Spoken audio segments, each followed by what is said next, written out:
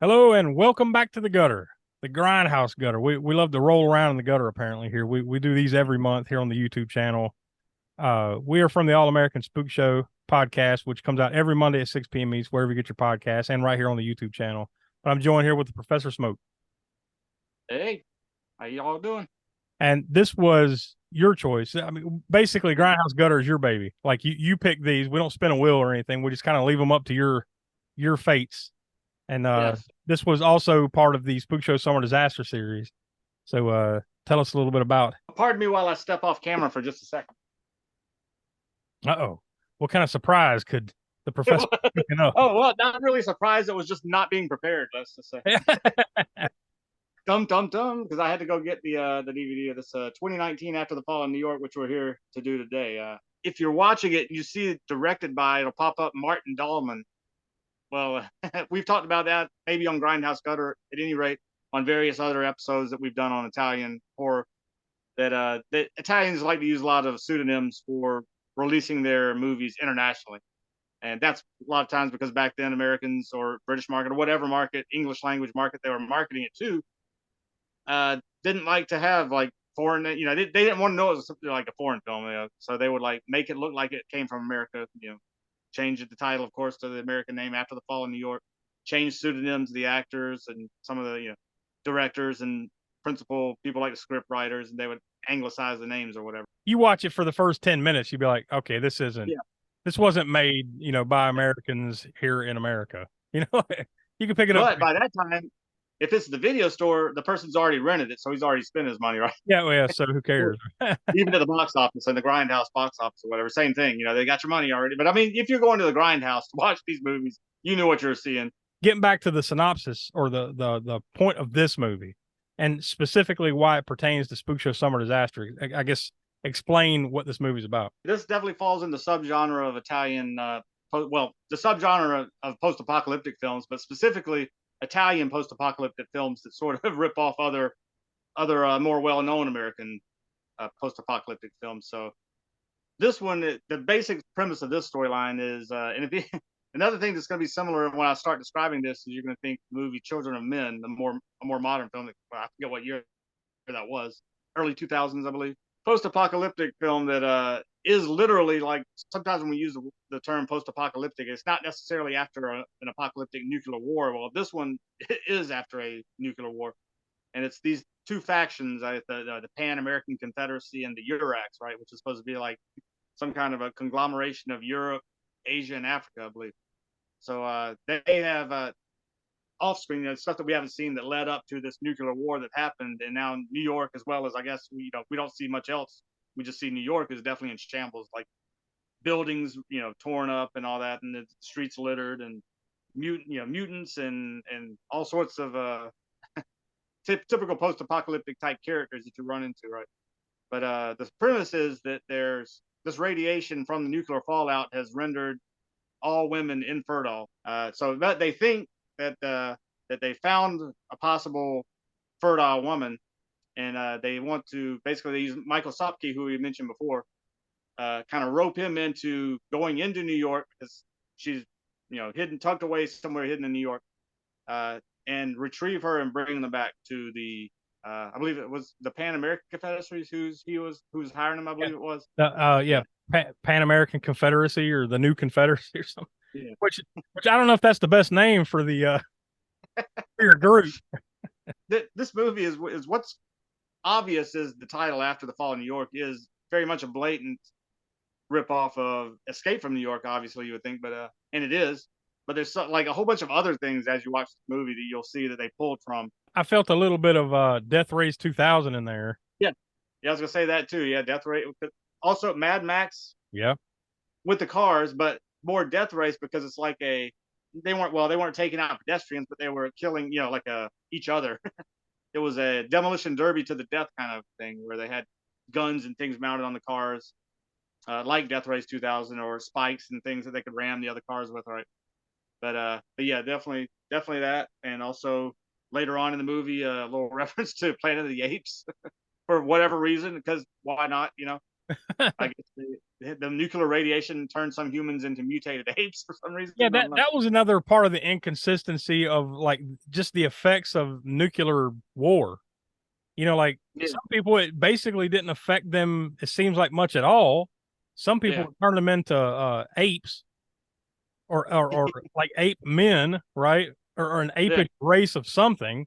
Then Oh there were, yeah, some to more degrees than others, right? Because you had the main guy, which we haven't talked about, which is George Eastman. Also in this movie, there's a lot of anybody who's seen Italian cult films or enough of them, you'll notice faces in here. George Eastman, of course, you can't miss him because he's like almost 7 foot tall. He plays great ape, and he's not that apish. He's a little bit. He kind of looks like a Neanderthal a little bit, right? They give him a little bit of a ridge of his yeah, brows yeah.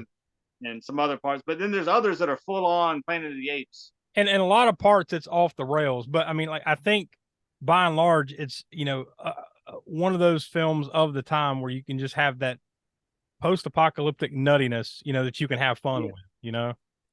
Yeah, it is fun. Like we'll get to that our views on it and all that stuff at the end of this, but it is. I take my word for it. If you haven't seen many of these Italian ones, this is one of the better ones because there are some out there that are even less of a budget, less of a storyline. We on this one you give the Grindhouse gutter rating. That's the 0 through 10, where it Hmm. specifically lands as far as the Grindhouse movie is concerned. And then, um, what would you classify this one as?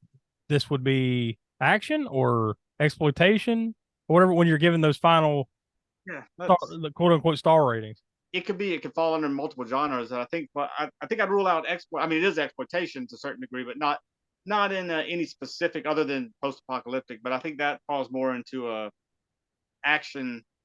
And we don't really have a sci-fi rating, but I No, think action yeah, action is probably where it fits, which means you need to give out that scale. There is choppas, so you need to go choppers.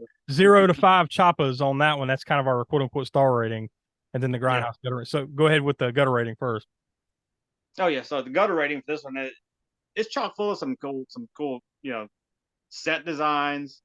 Uh, Also, speaking of that for a moment too, that I find it like refreshing watching some of these movies too. Yeah, the miniature work on this movie is definitely subpar, Yeah, but I'd much rather see that miniature work than any given number of like CG films where there's just too much going on. When they do futuristic type stuff like this. Like one movie that comes to mind is I Am Legend, for instance, the Will Smith one, where yeah. there's obvious CG to fill in the post-apocalyptic look of the movie, which you have to do these days. But it's just a personal preference for me. I miss these old miniature model work type stuff, even when it's bad, like the model work in this one. But Movies like that, like I Am Legend or something, can fall down the uncanny valley a lot quicker than a movie like this. the gore level on this is not, it's not over the top, but you got some elements in there. It's like, oh, the axe chop to the head and the android arm, well, claw thing, eye gouge or whatever. There's some good gore in here, but again, it's not plentiful, but it's there. It also touches on another Italian trope you could say is rats. So Italians love rats, putting rats in their movies, and a lot of times, rats biting on somebody, eating somebody. That scene in this movie where they're chasing the rats and they're gigging them, and then the guy falls down and the rats are eating on him, all that. Just imagine that, but for a whole movie. There's Multiple also some mutated rats. There's multiple rat scenes in this one.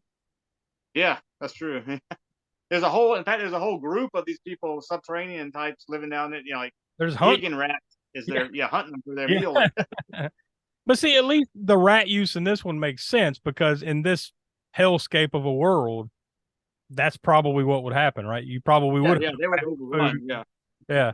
And of course yeah. the rats would survive nuclear war. This one's got plenty of stuff going for it, I think. And as I said, it's one of the better of the Italian post-apocalyptic cult films.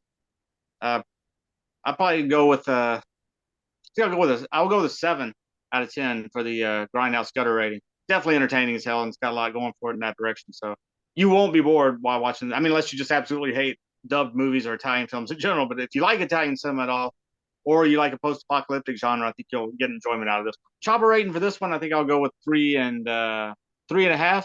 Yeah, I mean it's hard to argue with it. I mean, I completely agree with everything you said. I mean, it's a fun time. Like, granted, you do have to have a little bit of enjoyment or love, or at least a slight appreciation for Oh yeah, Italian movies. As long as you do there, you're gonna have a lot of fun with it. But even if you don't, I mean, if you just like that Mad Max end of the world type of stuff, I think there's plenty here for you.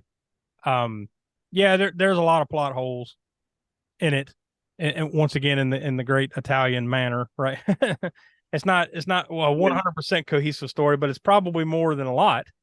It makes Yeah, sense post. So true. Yeah. this is definitely we joke a lot about Willie, who's usually on the podcast about he doesn't have that same background we do with these Italian flicks. So like um Yeah. he doesn't like them quite as much yet, you know what I mean? But like I think this could be one that he would watch and enjoy, like Yes, I'm going yeah. it's not as out there and as say Suspiria, which was the first one we made him watch. So you know, I think there's more he could latch onto with one like this than that. So, but True, yeah, because at least in the post-apocalyptic action type sci-fi movies, they didn't try to be. I mean, they were visual, but they didn't try to be so out there in left field with them as far as the plot and the visuals and everything. They tried to tell at least a cohesive story, even if there are plot holes. You can follow it and not worry about well, this movie's just crazy and going out into directions I don't even know what it's doing. You didn't get that with these types of movies, at least. You get Argento and some of the other auteur type directors who are trying to do some original stuff, then yeah, you get that. But I think Willie enjoyed Demons for the most part, right?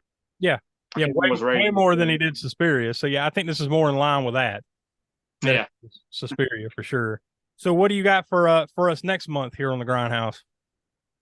Well, since we're still in the summer disaster here, I'm going to keep that theme going, and it'll be 1984's Night of the Comet. So that'll be another fun one. That American made one this time around. It's again somewhat post-apocalyptic in the sense of this comic, right? That's so it's got that element to it, but this is very American, whereas that was very Italian. So so it's a little bit different, but equally as fun, I think. Have you seen that one before? Yeah, I was about to say this is one for the first time in a while here on the gutter that I haven't, or I'm sorry, that I have seen. A lot of these I haven't seen here lately, so this will be one that I have seen, although it has been a while. So yeah, it's actually been a while for me too, so it'll be fun watching it again. Yeah, so come back right here on the YouTube channel next month. We continue the Spookshow Summer Disaster over on the podcast and on right here on Grindhouse Gutter and over on Video Vortex. That continues all the way through August, and then we'll be getting back to quote unquote regular scheduled programming. So come back for Night of the Comet next month. So for Will and Donnie, who couldn't be with us, Professor Smoak, I'm Josh. We are from the All American Spook Show. Thank you for joining us here on the YouTubes, and we'll see you next time.